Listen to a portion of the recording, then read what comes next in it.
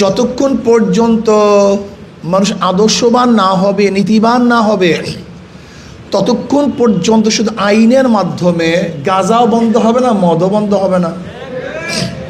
আপনি বলেন তো, এদেশের দুর্নীতি কারা করে? সবচেয়ে বড় দুর্নীতিবাজ কারা? 28 লক্ষ কোটি টাকা বিদেশে পাচার হয়েছে আওয়ামী লীগের আমলে। এর মধ্যে একজন রিক্সাওয়ালাও নেই, একজনও না। একজন কৃষক নাই, একজন ঠেলাওয়ালা নাই, একজন চামান নাই, মজদুর নাই, একজন অশিক্ষিত নাই, একজনও না। সব শিক্ষিত, সর্বোচ্চ শিক্ষিত। হাজার হাজার লক্ষ লক্ষ কোটি টাকা পাচার করে এই শিক্ষিতরা। কেন? নৈতিকতা নাই, আল্লাহর ভয় নেই, পরকালে জবাব দিতে হবে, এই চিন্তা ওদের মধ্যে নাই।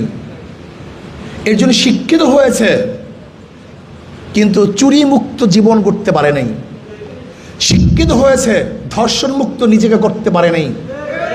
শিক্ষিত হয়েছে কিন্তু নিজেকে দুর্নীতিবাজ থেকে মুক্তি করতে পারে নাই। এই জন্য ঈশা ছাত্র আন্দোলন রুহানিয়াত ও জিহাদের সমন্বিত প্রয়াস। রুহানিয়াত ও জিহাদের সমন্বিত প্রয়াস।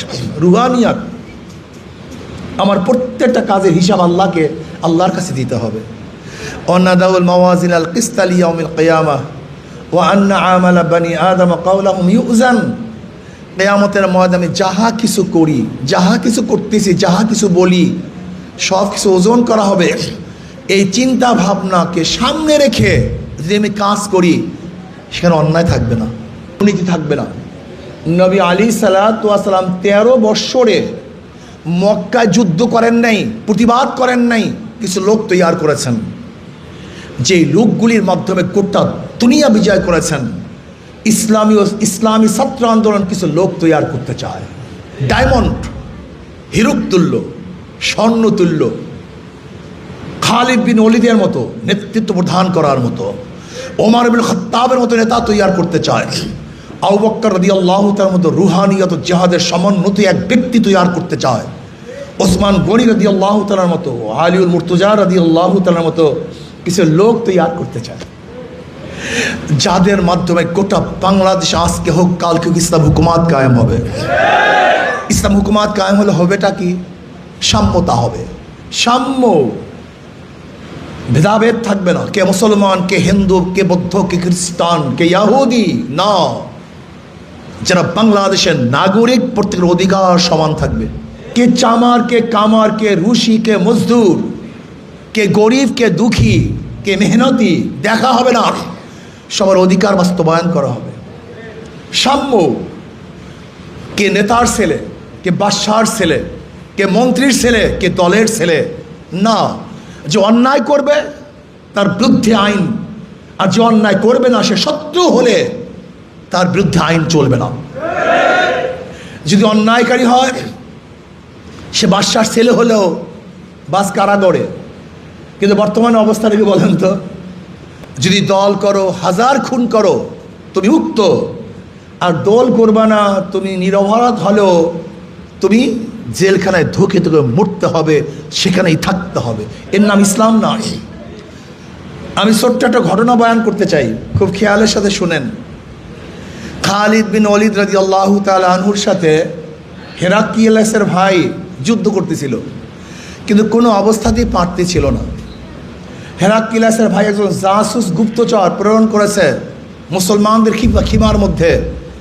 দেখো তো ওদের মধ্যে কি ট্রেনিং, কত যোদ্ধা, কত অস্ত্র, পারি না কেন। একজন আরব্য যায়, ছাত্র আন্দোলনের ছেলেরা ভালো মতো এই ঘটনা মনে রাখবা, কেয়ামত পর্যন্ত এই ঘটনা মনে, এখন যেটা বলবো। একজন আরব্য জাসুস 24 ঘন্টা সেখানে ঘুরছে, ঘোরার পরে রিপোর্ট পেশ করতেছে।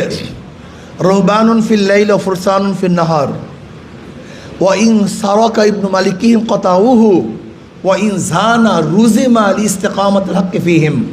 রিপোর্টটা কি? বলে যাদের সাথে যুদ্ধ করতেছে এরা রাত্রে দরবেশ। রাত্রে কি? কেউ সেজদা অবস্থায়, কেউ রুকু অবস্থায়, কেউ কিয়াম অবস্থায়, কেউ মোনাজাত ধরছে, কেউ কোরআন তেলাওয়াত করছে, কেউ জিকির আজকার করছে। রহবানুন ফিল লাইল, দরবেশ, বিজা দরবেশ। ফুরসান ফিন নাহর, এই দরবেশগুলি দিনের বেলা যোদ্ধা, বুনিয়ানু মারসুস, সীসা গলা প্রাচীরের ন্যায়, কেউ ভেদ করতে পারে না, এত মারাত্মক যোদ্ধা। আশিদ্দাউ আলাল কুফার, বেঈমানের বিরুদ্ধে খুবই কঠোর। ওই রাত্রের দরবেশগুলি এক নম্বর চরিত্র কি? জোরে বলেন। ওই দরবেশগুলি দিনে যোদ্ধা। রহবানুন ফিল লাইলি ওয়া ফুরসানুন ফিন নাহার গুণ। আর একটা গুণ কি? ওয়া ইন সারাকা ইবনু মালিকিহিম কাতাউহু, যদি তাদের বাদশার সন্তান চুরি করে, কার সন্তান? হাত কেটে দেয়। ওয়া ইন জানা, যদি বাদশার সন্তান জেনা করে, রুজেমা, বিচার করে, লিস্তাকামাতুল হক্কি ফিহিম, তাদের মধ্যে হককে প্রতিষ্ঠিত করার জন্য। এই রিপোর্টের সাথে অস্ত্রের কোনো সম্পর্ক আছে? ঢালের, ঘোড়ার, যুদ্ধের কোনো সম্পর্ক আছে? এটা সব চারিত্রিক ব্যাপার, আখলাকি ব্যাপার। আমাদের দেশের সেনাপতির কাছে যদি রিপোর্ট দেওয়া হতো, তখন বলতো তোকে টাকা দিয়ে রাখছি কি এই সমস্ত নীতিবাক্য শোনাবার জন্য? ভাগ এখান থেকে। বল ট্যাঙ্ক কি পরিমাণ, অস্ত্র কি পরিমাণ, সৈন্য কি পরিমাণ, সেই রিপোর্ট দে। যুদ্ধ সংশ্লিষ্ট রিপোর্ট দে। আর তুই যে রিপোর্ট দিস, এই রিপোর্ট কি? আখলাক, চরিত্র সম্পৃক্ত। কিন্তু হেরাক্লিয়াসের ভাইয়ের মন্তব্য শুনবেন নাকি? এই রিপোর্টের ওর মন্তব্য কি করছে? ওয়া ইন সাদাক্তানি লাবাতুল আরদি খায়রুম মিন লিকাই হাউলাই, তোমার কথা যদি সত্য হয়, গোটা দুনিয়ার কোন যোদ্ধারা তাদের বিরুদ্ধে যুদ্ধে জিততে পারবে না। গোটা দুনিয়ার কোন যোদ্ধা, পরাশক্তি তাদের বিরুদ্ধে যুদ্ধ করে জিততে পারবে না। আমাদের আখলাক নেই। আল্লাহ কি বলেছেন?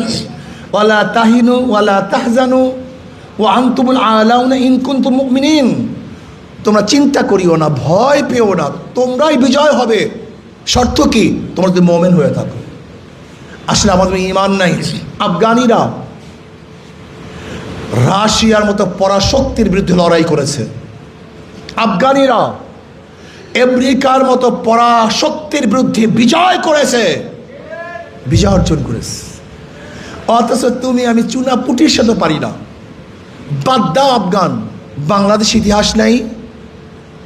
শাহজালাল ইয়ামানি রহমতুল্লাহ আলাই রাজা গৌর গোবিন্দের তক্ত তাউসকে বোমার দ্বারা ধ্বংস করেন নেই, মিসাইল মারেন নাই, আল্লাহু আকবরের ধ্বনি দিয়ে রাজা গৌর গোবিন্দের তক্ত তাউসকে ধ্বংস করে ফেলেছেন। আজকে সেই আল্লাহু আকবরের ধ্বনি আমরাও দেই, কিন্তু কাজ হয় না কেন? ঈমানের সাথে দেই না, বিশ্বাসের সাথে দেই না। ঈমানের দুর্বলতা, ঈমানের ত্রুটি। ঈশা ছাত্র আন্দোলনের প্রত্যেকটা ছেলেকে রুহানিয়াত ও জিহাদের সমন্বিত প্রয়াস। কি লাগবে ভাই? রুহানিয়াত।